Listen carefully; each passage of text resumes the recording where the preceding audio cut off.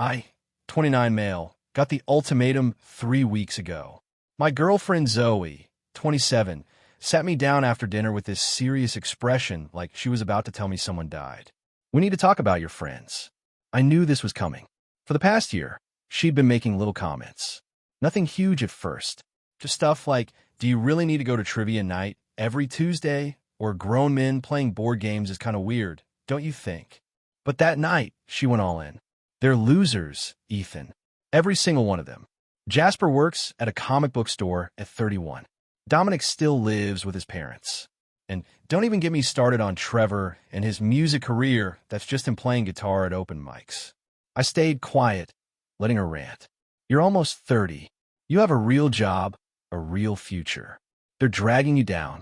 I'm tired of pretending they're girlfriends of my friends when half of them work retail or are artists or whatever. It's embarrassing. What are you saying exactly? She crossed her arms. It's them or me. I'm done competing with a bunch of man-children for your attention. Choose. I looked at her for a long moment. These are guys I'd known since middle school. We'd been through everything together. Jasper helped me when my dad died. Dominic literally gave me a kidney. Well, offered to when we thought I might need one. Trevor talked me off a ledge when my ex cheated 4 years ago. Message received, I said. She smiled, thinking she'd won. So you'll tell them this week? I'll handle it. She kissed me and went to bed happy. I stayed up thinking about Margot. See, here's what Zoe didn't know. Margot, Jasper's younger sister, had been my friend even longer than the guys. We dated briefly in high school, stayed friends after, and she'd become part of our group. Smart, funny, worked as a veterinarian. The kind of person who'd drop everything to help a stranger. We've been getting closer lately, nothing inappropriate, just closer. The annual barbecue was that weekend. Same crew for 11 years running. Zoe had already said she wasn't going. I have that wine tasting with the girls from work. You know, people with actual careers. Perfect. That Thursday, I did 3 things. 1, bought a ring. Nothing crazy, just a simple silver band with a small sapphire. Margot always said diamonds were overrated. 2, talked to Jasper. He laughed so hard he nearly passed out. 3, packed my stuff. Saturday came. The barbecue was at Dominic's parents' place. Yeah, the one where he embarrassingly still lives while saving for a house and taking care of his mom with a mess. About 30 people there. The core group plus their partners, families, few others. I stood up during dinner, clinked my beer bottle. Got something to say. Everyone quieted down. Someone recently told me I needed to choose between them and all of you. Said you were losers holding me back. Some uncomfortable shifting. They'd all noticed Zoe's absence. But here's the thing. Jasper, you manage that comic shop. Yeah, but you also donate half your salary to the children's literacy program you started. Dominic, you live with your parents while being their full-time caregiver and still working nights to pay their mortgage. Trevor, your failed music career. You play for free at nursing homes and veteran centers every weekend. I turn to Margot. And you've been my best friend for 17 years. You've seen me at my worst, and somehow still think I'm worth your time. Got down on one knee. The backyard went silent. This isn't some rebound or spite thing. I've loved you since junior year when you punched Bradley Hoffman for calling me gay. I was just too stupid to see it, then too scared to risk our friendship. But someone made me realize I've been choosing the wrong people. So, Margot Reeves, will you marry me? She said yes. The place erupted. My phone started buzzing around 8 p.m. Ignored it. By 10 p.m., when Margot and I finally checked, I had 63 missed calls from Zoe and a novel of texts. The highlights. Where are you? Bethany saw you on Riley's Instagram story. Is that a ring? What the hell? You can't be serious. This is illegal. We live together. Answer your phone. I'm coming home right now. I texted back. Moved out Thursday. Keys on the counter. We're done. Then I turned off my phone and spent the rest of the night celebrating with people who actually mattered. Update 1. Holy hell, didn't expect this to blow up. Let me clear some things up and tell you what happened next. First, yes, I've been in love with Margot for years. No, I didn't propose out of spite. The ultimatum just made me realize I was with the wrong person. So Sunday morning, Zoe showed up at Dominic's parents' house. At 7 a.m., screaming. His dad, bless him, just stood there in his boxers drinking coffee while she ranted about theft and emotional assault and how she was going to ruin all of us. "Ma'am, this is private property. Please leave," he said, calm as anything. "I want my boyfriend back." "Which one? The one who proposed to someone else, or the one you called a loser?" She started crying. Not sad tears, rage tears. "Where is he?" "I know he's here. He left an hour ago. Went to breakfast with his fiancée." That's when she lost it completely. Started throwing lawn decorations. Dominic's mom, from her wheelchair, rolled out and just started filming. "For the restraining order," she said loudly. Zoe left after threatening to call the cops, sue everyone, and destroy our lives. Monday was even better. I get to work, and HR calls me in. Zoe had called them claiming I was emotionally unstable and abandoning shared responsibilities. Here's the thing. I work in IT for a mid-sized company. Very casual environment. My boss, Jerome, was actually at the barbecue, Trevor's older brother. So, Jerome says, try not to laugh. "Your ex-girlfriend called to inform us you're having a mental breakdown." Apparently. The breakdown where you proposed to Margot, who I've been telling you to date for literally 5 years. That's the one. Cool. Congrats, by the way.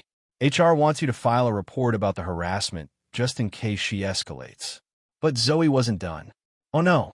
She called Margot's clinic. Called her workplace. Told them Margot was mentally unstable and shouldn't be allowed near animals. The receptionist who answered? Dominic's girlfriend, Luna. She put Zoe on speaker for the whole office to hear. "She's stealing my life." Zoe sobbed. "She planned this. She's been trying to break us up." Dr. Garrison, the clinic owner, took the phone. "Ma'am, I'm going to have to ask you to stop calling. This is harassment. I'll sue. I'll leave reviews. And we'll forward everything to our legal team. Have a nice day." But the peak came Tuesday night. Zoe's mom, Helen, called me. Now, Helen's always been nice to me, so I answered. "Ethan, honey, what happened?" "Zoe saying you had some kind of breakdown and proposed to a stranger." "Helen, I proposed to someone I've known for 17 years. Your daughter gave me an ultimatum to choose between her and my friends." Long pause. "She did what?" I explained everything. The comments, the insults, the ultimatum. That little. I told her those boys were good people. "I met them at your birthday. That sweet one, Dominic. He helped me carry groceries to my car. And she called them losers. Among other things. Let me guess. She thought she could do better? Though you were her project? Something like that." Helen sighed. "Her father did the same thing to me. Made me choose between him and my sister. I chose him. Biggest regret of my life. You did the right thing, honey. I'll handle Zoe." I don't know what Helen said, but Zoe's harassment stopped for exactly 24 hours. Then Wednesday happened. Update 2. So Wednesday, I thought things were calming down. Helen had apparently read Zoe the riot act, and I hadn't heard anything for a full day. I should have known better. Wednesday afternoon, I'm at work when I get a call from my landlord. Not the apartment I'd shared with Zoe. I'd already handled that. This was about the new place I'd just signed a lease for. "Mr. Garrett, I'm calling about your application withdrawal." "My what?" "Your girlfriend called to withdraw your application.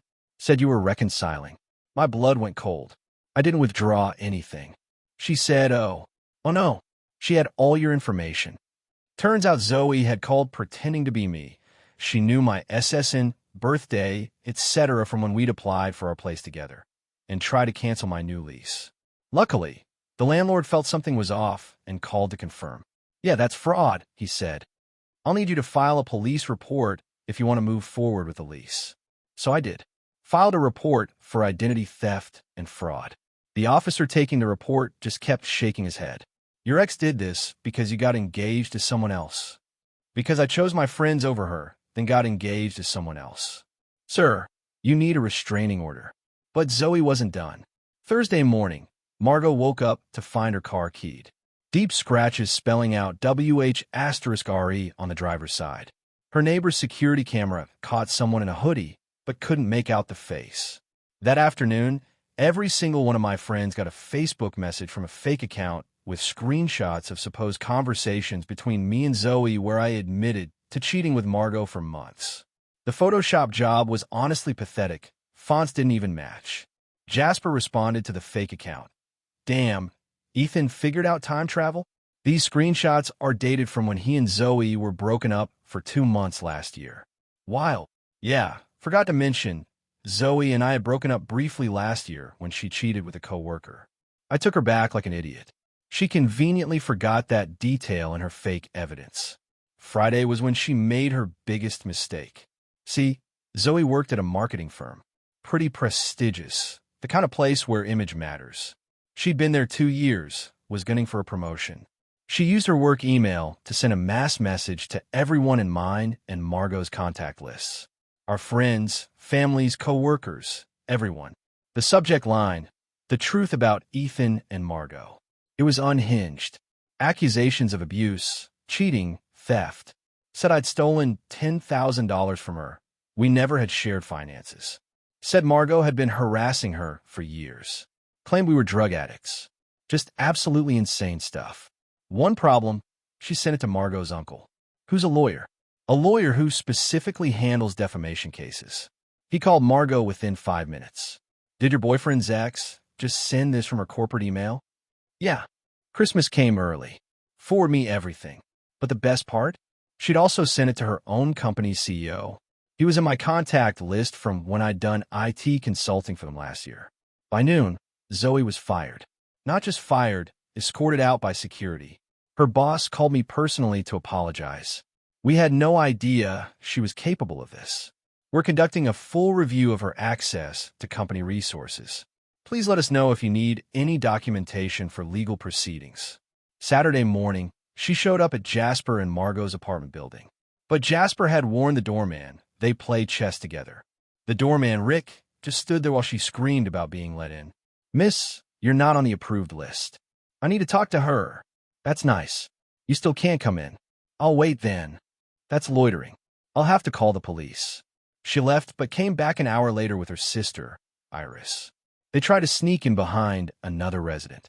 Rick stopped them. Ladies, I've already called the police. They're on their way. They ran, but not before Iris shouted, You're ruining her life. Margot, watching from her window, just sipped her coffee. Nah, she did that herself. Final update. So it's been 2 weeks since everything went down, and I can finally update with the conclusion of this absolute circus. The restraining order hearing was last Monday. Zoe showed up with her parents and sister.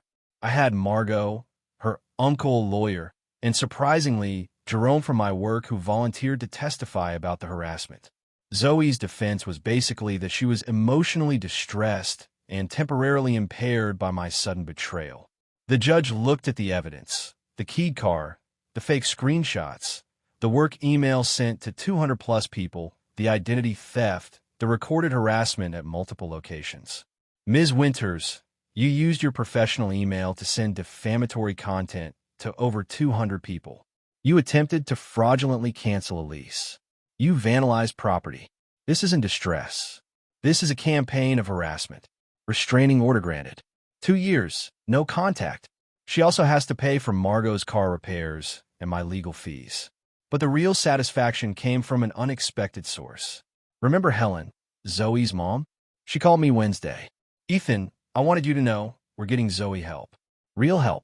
This isn't the first time she's done something like this.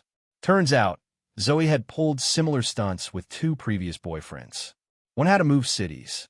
The other lost his job after she called claiming he was a drug dealer. Her parents had been enabling her, paying people off, making it go away. We're done, Helen said. She's living with us now, but only if she goes to therapy. Intensive therapy. She needs to understand what she's become. I appreciate that, Helen. Also, I sent Margot a congratulations card. She seems lovely. You invite me to that wedding, you hear? Yes, ma'am. The aftermath. Zoe's former company sent a firm-wide email about appropriate use of company resources. Everyone knows why. She's apparently working retail now while living with her parents. Iris tried to start drama on social media, but gave up when literally no one took their side. The fake Facebook account got banned. All my friends have a running joke about being losers. Dominic even got t-shirts made. As for Margot and me, we're taking things slow. We're not rushing to get married. The proposal was real, but we both agree we want to do this right. We've started couples counseling just to make sure we're building something healthy. Last night, we had dinner with all the losers. Trevor played guitar. Jasper brought comics for everyone. Dominic's mom made her famous lasagna. Luna brought her new puppy. Jerome and his wife stopped by with dessert. Sitting there, watching Margot laugh at Trevor's terrible jokes, helping Dominic's mom serve dinner, discussing wedding plans with Luna, I realized something. Zoe was right about one thing. I didn't have to choose. I chose family, just not the one she expected. Oh, and Jasper? He's going to be my best man. He's already planning the bachelor party. It's going to be a weekend-long D&D campaign at a cabin. Zoe would have hated it. It's perfect. Edit, since everyone's asking. Yes, Margot and I are still together. Wedding is planned for next fall. Small ceremony, just close friends and family. Helen's invited. Zoe is not, obviously. Edit 2. The losers have fully embraced the title. We have a group chat called Losers Anonymous, and Dominic's mom is our honorary president. She sends us motivational memes every morning. Edit 3. For those asking why I didn't see the red flags sooner, I did. I just ignored them. When someone shows you who they are, believe them the first time. Lesson learned. Final thought. Sometimes the trash takes itself out. You just have to be smart enough not to bring it back in.